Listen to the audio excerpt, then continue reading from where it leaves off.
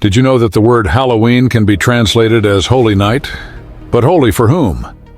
What happens when a night meant to be sacred is hijacked by rituals of death and darkness? In this video, we're dismantling Halloween.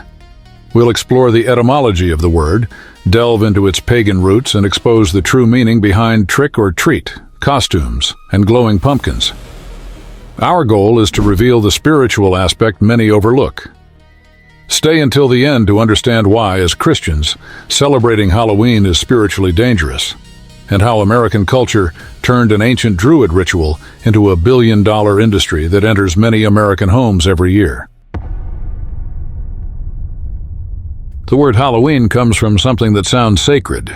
It contracts from All Hallows Eve, meaning the evening before All Saints' Day.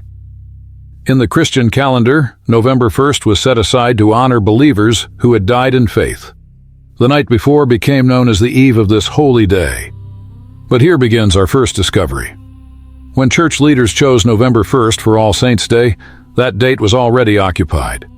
Ancient peoples across Northern Europe already marked this time with rituals far older than any Christian observance.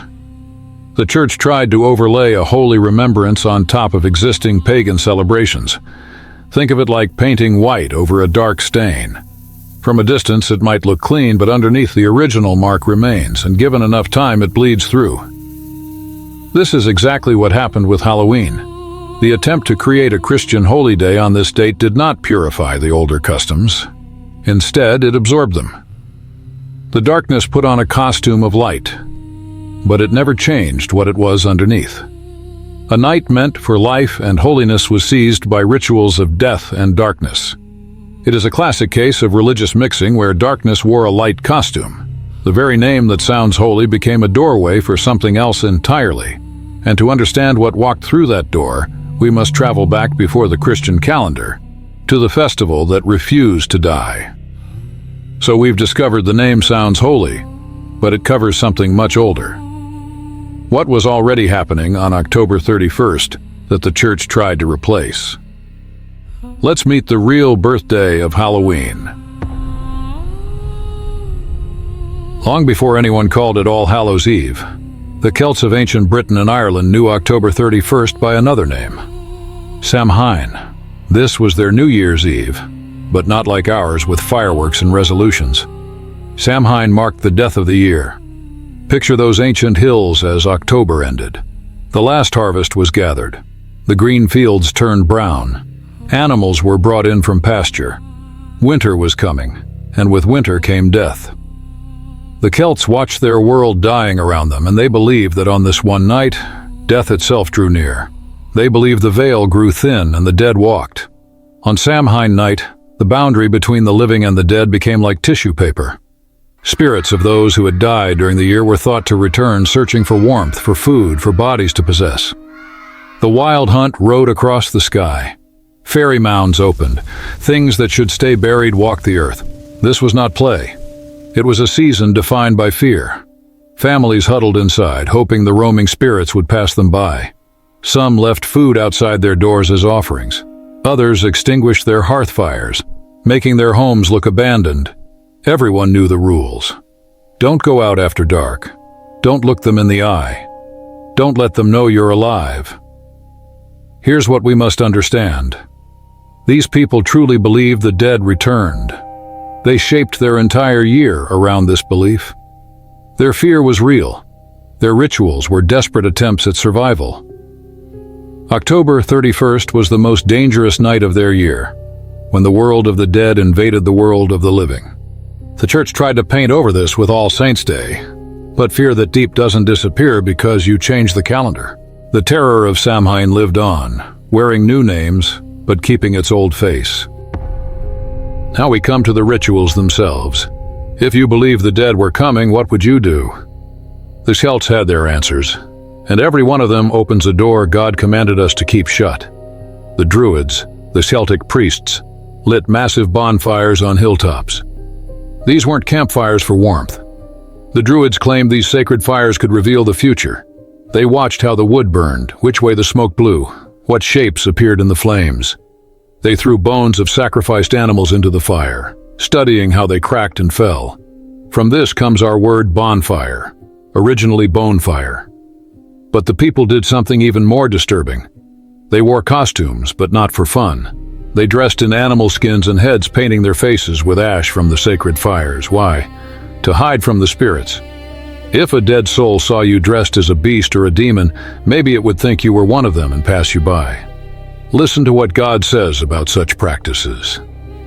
In Deuteronomy 18:10-12, the Lord speaks clearly.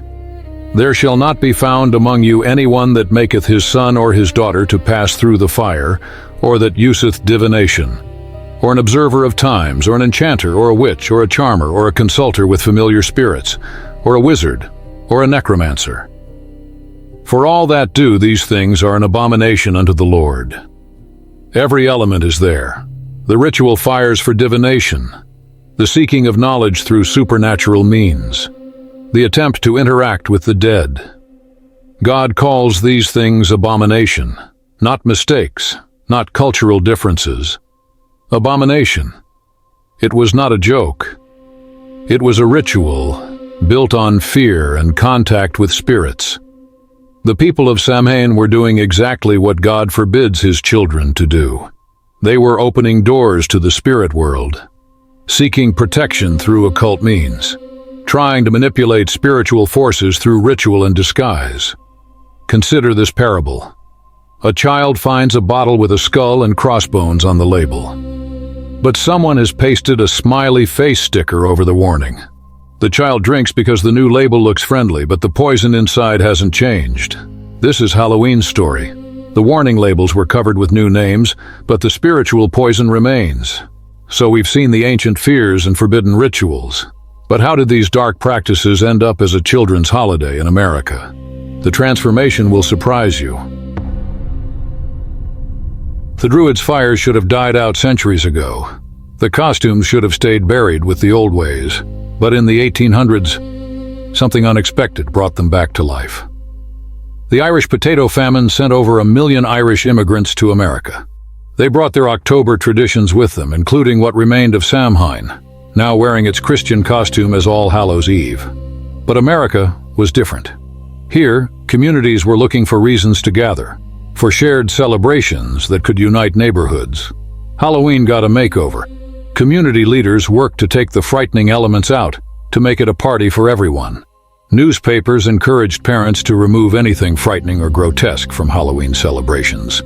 The focus shifted to games, treats, and community fun. By the 1920s and 1930s, Halloween had become a massive community event. Towns held parades, schools organized parties. The candy industry saw opportunity and poured money into promoting trick-or-treating. By the 1950s, Halloween was a multi-million-dollar business. America stripped the obvious pagan skin, wrapped it as fun, and sold it back to the world. Movies spread the American version globally. Television shows made Halloween episodes. The commercial machine turned a night of terror into a night of profit. The packaging changed. The poison did not. Think about what happened. Business interests took rituals designed to appease evil spirits and marketed them as harmless fun. They kept all the symbols of death, witchcraft, and fear, but told us they didn't mean anything anymore. Like keeping a loaded gun as a toy because we painted it bright colors. Today, Halloween is a $6 billion industry in America alone. It has spread to countries that never knew Samhain, never heard of Druids, never feared the thinning veil. Japan celebrates Halloween now. So does Singapore, Brazil, and India. America exported its sanitized version of ancient fears around the globe. We're halfway through our journey tonight. We've seen how a pagan festival got a Christian name, how immigrant traditions became American celebration, and how commerce spread it worldwide. Now let's examine what we actually do on Halloween night and what it really means. Every Halloween, children approach doors with the same phrase, trick or treat. We think it's cute, but do we hear what they're really saying? Give me something, or I'll do something bad to you. It's a threat wrapped in a sing-song voice. This custom has two dark roots. First, medieval souling, where poor people went door to door on All Souls' Day, offering prayers for the dead in exchange for food. They believed their prayers could help souls escape purgatory faster. The treat bought spiritual favor for the household's deceased. The second route reaches back to Samhain itself. Celts left food outside their doors for roaming spirits. Offer something to the wandering ones or expect trouble. If the spirits found no offering, they might curse your home, destroy your crops, or possess your children. Modern trick-or-treating combines both practices. Children dressed as spirits come to your door demanding payment. The threat of a trick echoes the ancient fear of spiritual retaliation. We've made it playful, but the transaction remains the same: appeasement to avoid harm. Here's a simple question. If a stranger came to your door any other night of the year and said, "Give me something or I'll vandalize your property," what would you call that? Extortion. But on Halloween, we call it tradition. The candy in the bowl is more than sugar and chocolate. It's the continuation of an ancient transaction with darkness. Every trick-or-treat echoes the old bargain: feed the spirits or face their wrath. We've forgotten the origin, but we keep performing the ritual.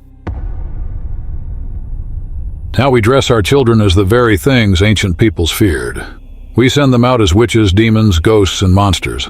The costume shops overflow with representations of evil, and parents spend billions to transform their children into images of death. Remember why the Celts wore disguises. They dressed as spirits to hide from spirits. They believed looking like the dead would make the dead pass them by. It was camouflage born from terror. Today we say it's just for fun. But what are we actually doing? We're dressing our most innocent ones in the uniform of darkness. We're teaching them that evil is a costume you can try on and take off. That witchcraft is a game. That death is entertaining. God has different clothing in mind for his people. Ephesians 6:11 tells us, "Put on the whole armor of God, that ye may be able to stand against the wiles of the devil." We're called to dress for spiritual warfare, not to imitate the enemy. Why dress a child in the image of what God calls evil? Would we dress them as drug dealers for fun, as murderers for entertainment? Yet we readily dress them as witches, who God says should not be allowed to live, or as demons, who are fallen angels in rebellion against the Creator. A mother spent hours making her daughter into a perfect witch. Black dress, pointed hat, fake warts, the works. At the party, someone asked the girl what she was supposed to be. The child answered proudly, "I'm what the Bible says is an abomination." The mother laughed. Everyone laughed. But the child spoke truth no one wanted to hear. That glowing pumpkin on your porch has a story, and it's not a happy one. The jack-o'-lantern comes from an Irish tale about a man called Stingy Jack. Jack was a trickster who trapped the devil and made him promise not to take Jack's soul when he died. But Jack lived such an evil life that when he finally died, heaven wouldn't take him. He went to hell, but the devil, keeping his promise, wouldn't take him either. Jack was condemned to wander between worlds forever. The devil threw Jack a burning coal from hell's fires. Jack carved out a turnip, placed the coal inside, and used it as a lantern to light his endless wandering. The jack-o'-lantern represents a soul with nowhere to go, rejected by heaven and hell, wandering in darkness with only hellfire for light. When Irish immigrants came to America, they found pumpkins easier to carve than turnips. But the meaning stayed the same. Every carved pumpkin is Stingy Jack's lantern. Every glowing face is a lost soul's signal fire. The smiling pumpkin is a signal lantern for a soul with no home. We've put the symbol of ultimate spiritual lostness on our porches and called it decoration. We've made damnation into a craft project. Children carve faces into vegetables to represent souls rejected by God, and we take pictures for the photo album. What message does this send? That being lost from God is funny? That hell is a joke? That eternal separation from the Creator is something to recreate with a candle and a gourd? Now let's see how all of this shapes our hearts and our children's futures. Halloween has become so normal that questioning it seems strange. It's the second most commercially successful holiday in America. The world sold it as play. The symbols stayed the same. But here's what we must understand. What we normalize, we nurture.